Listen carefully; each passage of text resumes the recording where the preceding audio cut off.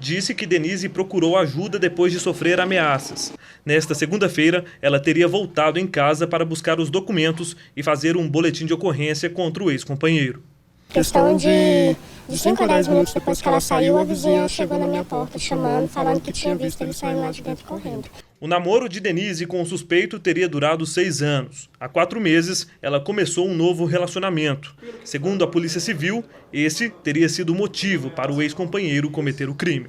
O suspeito, então, ele ficou inconformado com o fim do relacionamento e aí veio fazendo algumas ameaças já nesse período, até que hoje, infelizmente, ele consumou esse crime. Os vizinhos de Denise ficaram assustados com o crime. Leila era amiga da vítima e disse que ela nunca havia comentado sobre as ameaças. A última vez que eu vi ela foi ontem, né, antes dela sair, que ela saiu, acho que foi no Corumbá, que ela falou que ia no Corumbá quando ela passou. Aí ela até, eu não sei se foi de brincadeira ou se foi de verdade, que ela falou bem assim, eu vou aproveitar bastante e vou curtir bastante, porque eu acho que vai ser meu último passeio. Kleber, ex-companheiro da vítima, foi encontrado morto na ponte do Bragueto, em Brasília. Ele estava com a arma que matou a mulher e, segundo a polícia, teria usado para se matar. Em Planaltina de Goiás, outro caso de feminicídio. Uma mulher de 41 anos foi morta também pelo ex-marido, que não aceitava o novo relacionamento da mulher. Reginaldo Pereira da Silva, de 45 anos, foi preso depois de 2 horas de negociação. Ele estava nessa casa onde tinha se escondido depois do crime. Coloca a mão na parede. Antes da prisão, ele chegou a atirar na direção da viatura do GPT. Reginaldo é suspeito de matar a ex-esposa, Érica Souza de França da Silva, de 41 anos. Ele invadiu o apartamento da funcionária pública e efetuou 3 disparos. Érica morreu na hora. Érica e Reginaldo foram casados por 23 anos, mas há cerca de 11 meses estavam separados. Em depoimento, ele disse que não aceitava o novo relacionamento da ex-mulher. Disse ainda que, para ter coragem de cometer o crime, parou de tomar o remédio controlado. Érica foi morta na frente da filha de 18 anos. O que motivou esse crime possivelmente foi ciúmes, né? Ciúme doentio mesmo. Essa visão do homem ter a posse, né, querer ter posse da mulher, ser dono dela. Segundo a Polícia Civil, Reginaldo também tinha a intenção de matar o atual companheiro de Érica. O atual namorado estava no interior do imóvel, parece que foi avisado pela vítima para se esconder e se escondeu num quarto. Depois que ele atirou nela, ele ainda tentou arrombar esse quarto, mas não conseguiu. Reginaldo Pereira da Silva foi encaminhado para a cadeia pública de Planaltina de Goiás. E além desses 2 casos que a gente mostrou, na quinta-feira passada em Cristalina, um guarda municipal matou a namorada a tiros e depois se matou. O crime foi neste bar. Segundo a polícia, o guarda civil municipal Alexandre José Padilha, de 44 anos, teria visto Ana Beatriz Nascimento da Silva, de 19 anos, com outro homem. Alexandre, que mantinha um relacionamento com ela, deu 3 tiros na cabeça da mulher, que morreu na hora. Ainda segundo informações da polícia, logo depois do crime, Alexandre foi para casa e, quando os policiais chegaram, um homem deu um tiro na cabeça. Ele chegou a ser socorrido, mas morreu no hospital. Testemunhas contaram à polícia que o casal namorava há pouco tempo. Foram 3 feminicídios com motivações muito semelhantes em menos de uma semana. E a gente continua falando sobre esse assunto com a delegada Dilamar Castro, da Delegacia Especializada em Atendimento à Mulher, de Lusiânia. Dilamar, obrigada mais uma vez pela sua presença aqui no Jornal Anhanguera, primeira edição. Dilamar, a gente viu ali 3 casos muito parecidos, né? A motivação desses crimes foi normalmente porque esse homem não aceitou a separação da mulher. Essa é uma das principais causas desse tipo de crime? Sim, a não aceitação do fim do relacionamento é uma das principais causas realmente do feminicídio, tanto consumado como tentado. E Dilamar, como se prevenir em relação a isso, então? Porque nesses casos, aí, em alguns já haviam ameaça, em outros não, né? Sim, uma característica comum nesses 3 feminicídios é que nenhuma dessas vítimas havia antes registrado a ocorrência, não tinha nenhuma medida protetiva decretada. Então, o que é necessário, com base nesses dados que a gente vem acompanhando, é que a vítima faça a denúncia, né? Que ela registre uma ocorrência, que tenha uma medida protetiva em vigor, para que então o sistema de segurança seja acionado e possa aí as medidas serem aplicadas caso haja um descumprimento. né? Isso faz toda a diferença Faz mesmo. toda a diferença. E uma das questões mais importantes é que políticas públicas que incentivem essa mulher, que dê ela segurança para que ela procure a delegacia e faça a denúncia, é muito importante. Porque se ela tem o sistema de saúde, se ela tem uma assistência social, se essa rede funciona, minimamente o que ocorre? A vítima se sente incentivada a procurar uma delegacia para buscar ajuda. O que faz hoje a mulher ter esse medo de denunciar, de se calar? É mesmo a insegurança, é o medo de registrar a ocorrência e de que ao invés de estar se protegendo, ela entende que isso é um sinal de que ela está mostrando para o agressor que ela tem medo e que ela vai, se ela registra a ocorrência, ela se torna mais vulnerável diante dessa pessoa. Então, o fato dela não ter segurança é que faz com que ela não denuncie. E ela não denunciando, fica muito mais difícil da gente, então, prevenir esse crime, de estar dando proteção a essa mulher. E Dilamar, muito vem se falando sobre a violência contra a mulher, sobre a questão da conscientização do homem não machucar a mulher, e mesmo assim a gente não para de ver esses crimes acontecendo, né? A gente vê 3 crimes tão semelhantes em tão pouco tempo. O que isso mostra para a sociedade? Precisa ser feito um trabalho também com esses homens, com esse agressor? Sim, é necessário que a gente mude também o perfil das pessoas, que seja feito um trabalho a longo prazo, em escolas, onde essa questão do machismo seja combatida, acabe com isso, onde os meninos e as meninas, desde criança, entendam que uns têm que respeitar o outro, né? E que a gente consiga realmente aplicar a Lei Maria da Penha na sua íntegra, que existam medidas políticas que incentivem a mulher e que dê a ela segurança de que o Estado realmente está preocupado e quer combater esse tipo de violência. Hoje ainda faltam políticas públicas nesse quesito? Sim. Nós precisamos de ter uma rede de atendimento à mulher que seja mais segura, que a mulher tenha condições, então, de procurar e ter certeza de que ela vai ter aí o apoio da rede para que ela possa denunciar e se manter firme perante essa violência doméstica, o que hoje não existe na maioria dos lugares, não existe nas cidades, e a mulher acaba se sentindo desestimulada a sair desse ciclo de violência. E delegado, o que as pessoas que estão à volta podem fazer? A gente viu em alguns casos que tinham depoimentos, testemunhos de vizinhos, de parentes que já sabiam das ameaças, que já sabiam que as agressões aconteciam. O que essa pessoa pode fazer para tentar ajudar no caso da pessoa não querer fazer a denúncia? Denunciar. A denúncia não precisa, ela pode ser uma denúncia anônima e as pessoas devem então denunciar.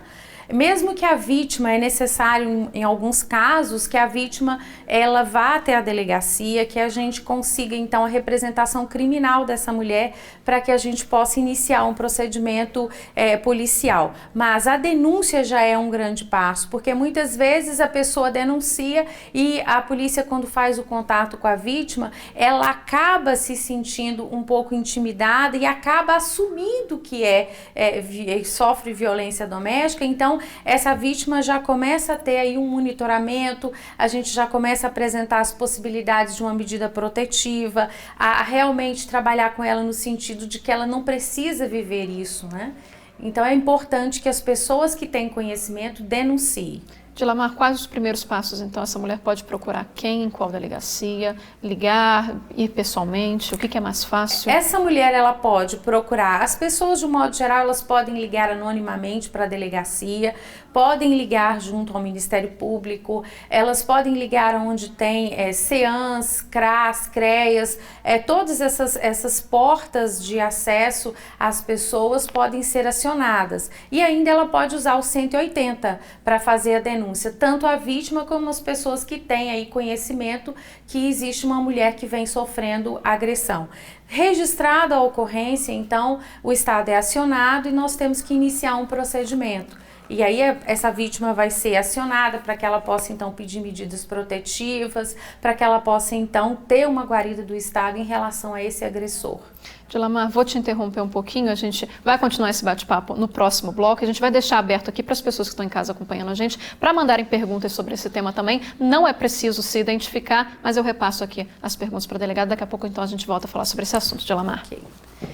E em Planaltina de Goiás, uma igreja católica foi alvo de bandidos essa noite. O padre chegou a ser amarrado durante a ação dos bandidos. A repórter Nayara Santos tem os detalhes pra gente. Segundo a polícia, o crime aconteceu por volta de 8h30 desta segunda-feira. 2 suspeitos entraram pelo muro da paróquia e surpreenderam um padre, que teve os pés e as mãos amarradas. Ele ficou preso dentro do banheiro por cerca de 5 horas. Os suspeitos levaram uma TV, um cálice, uma quantia em dinheiro do dízimo que foi recolhido nesse fim de semana, 2 bicicletas, além do carro da paróquia. Ainda de acordo com o padre Iron, essa não é a primeira vez que esse tipo de crime acontece em Planaltina de Goiás, mas os párocos não fizeram um boletim de ocorrência. Nayara Santos, para o Jornal Anhanguera, primeira edição. E uma pessoa morreu afogada ontem em Lagoa Feia, lá em Formosa. Policiais militares que estavam no local disseram que estavam fazendo ronda de rotina quando viram a vítima às margens da Lagoa Feia sendo retirada da água por outras pessoas que estavam por ali. Os policiais teriam auxiliado na retirada da vítima da água e teriam iniciado, então, manobras de ressuscitação. Os bombeiros foram chamados, a vítima foi submetida a todos os procedimentos de primeiros socorros, encaminhada ao Hospital Municipal de Formosa, mas não resistiu e morreu. A identidade não foi divulgada, mas os bombeiros confirmaram se tratar de um homem de 50 anos. E veja a seguir as vagas do Trabalha Brasil. Vamos mostrar que a BR-020 tem acontecido muitos acidentes graves e quem é morador do entorno e passa por ali precisa ter mais atenção. Em Cidade Ocidental está acontecendo uma ação que recebeu o nome de Cidade Limpa. A prefeitura está passando nos bairros recolhendo lixo e entulho. Ainda nessa edição tem a previsão do tempo com a Camila Castro e nesse intervalo tem homenagem aos professores. Você pode mandar a sua foto aí com o seu professor. Quem sabe ela não aparece aqui no J1. A gente volta logo depois dos comerciais.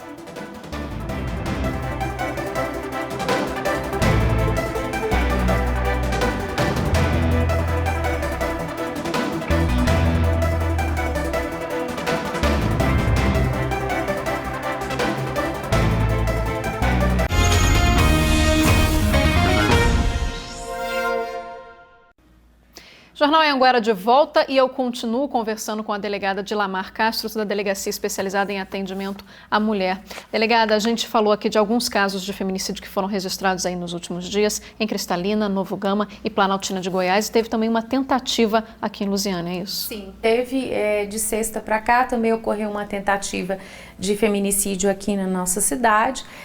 E o que a gente percebe de comum ainda com as outras ocorrências que terminaram, né, com a morte dessas mulheres é que ela também não tinha registrado. E o motivo também era a não aceitação do fim do relacionamento. E nesse caso ela só foi fazer o registro, só foi fazer a denúncia depois, né? Exatamente. Aí ontem ela compareceu à delegacia para fazer então o registro, porque mesmo ele não tendo conseguido acabar com a vida dela, ele ameaçou de voltar. Então ela esteve na delegacia por temer pela própria vida e aí ela pediu as medidas protetivas. Foi a primeira vez que essa vítima esteve na delegacia para registrar. E no relato dela, ela já fala que ela já vinha sofrendo essas ameaças há um bom tempo.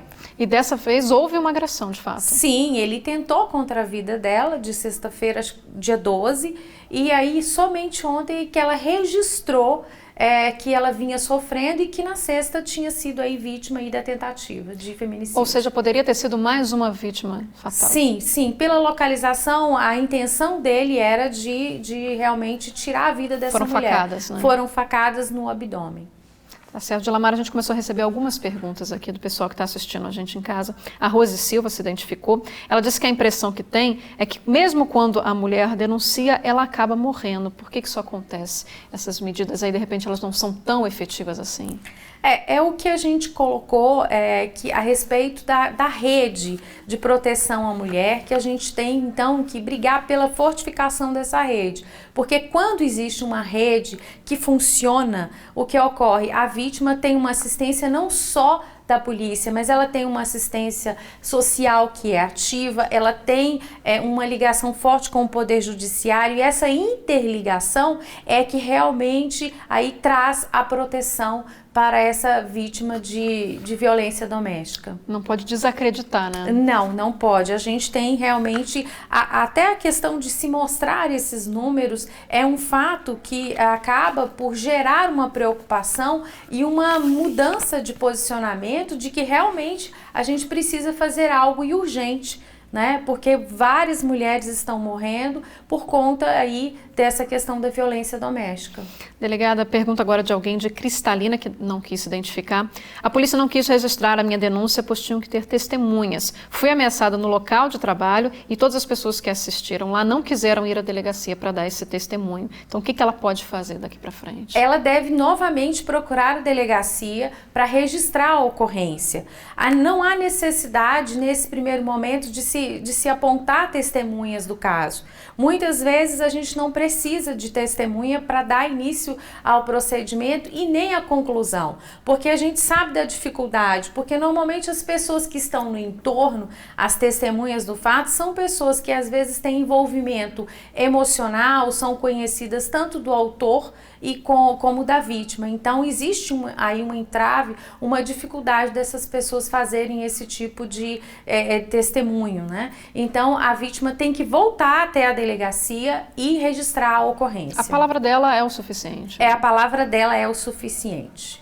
Delegada, pergunta da Giovana: se eu ouço ou vejo algum casal brigando, de que forma que eu posso ajudar? Nesse caso, ela já faz uma denúncia, se ela interfere? Ela deve acionar o 180, né? O 180 hoje é um canal nacional que é seguro que essa denúncia vai chegar até a delegacia, vai chegar ao Ministério Público. Então, é muito mais certo que em menos de 24 horas as autoridades tenham conhecimento do fato e as medidas devem aí, então, ser tomadas a partir desse momento que a denúncia chega até a delegacia. Não precisa ser necessariamente feito direto na delegacia da cidade, né? Não, ela pode fazer essa denúncia por telefone na delegacia, junto à polícia militar, mas ela pode usar o 180, que é hoje um canal que tem essa rapidez da denúncia chegar ao local dos fatos. Dilamar, só para a gente finalizar, o Walter aqui também quis deixar a participação dele, perguntando se as leis não deveriam ficar ainda mais rígidas, se a gente está caminhando nesse sentido.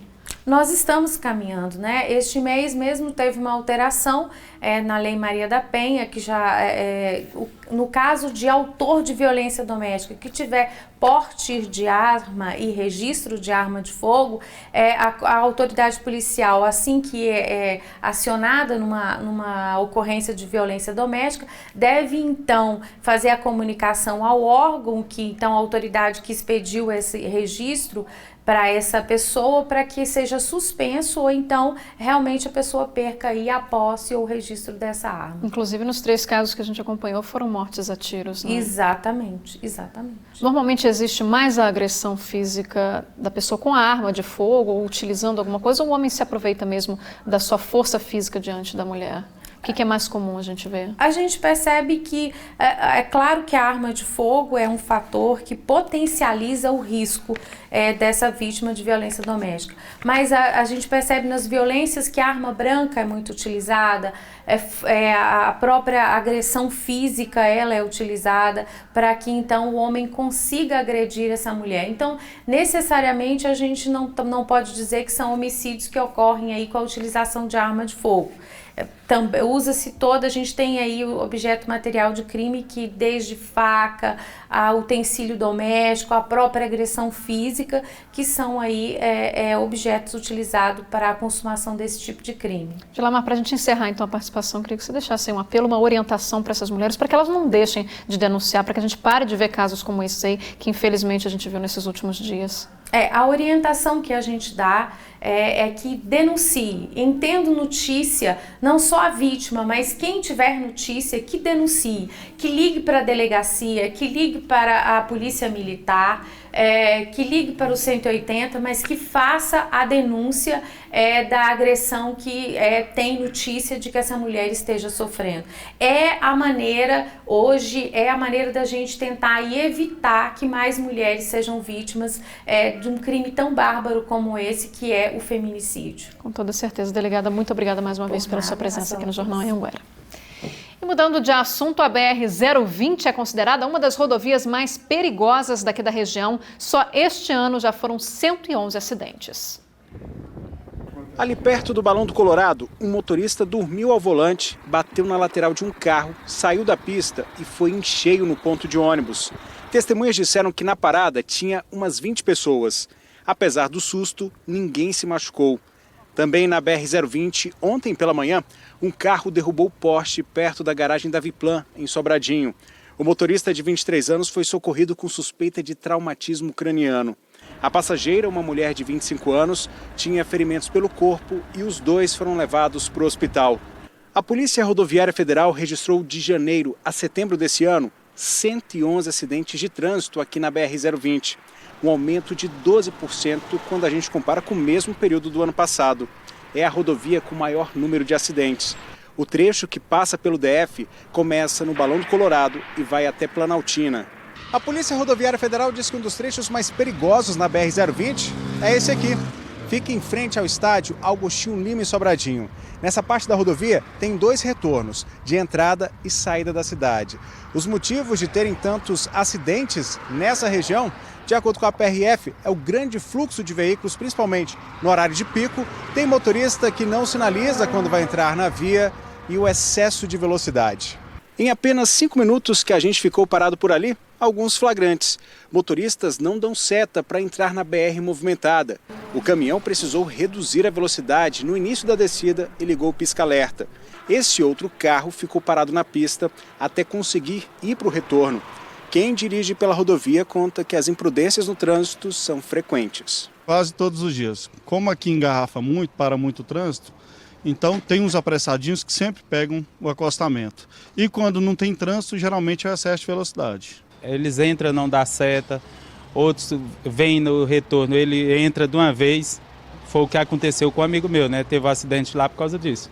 Também aumentou o número de acidentes com morte por causa de bebida alcoólica. Foram 26 casos de janeiro a setembro desse ano, 2 a mais que no mesmo período de 2018. Aumentou o número de testes de etilômetro, passando de 2.400 ano passado para quase 5.000 esse ano.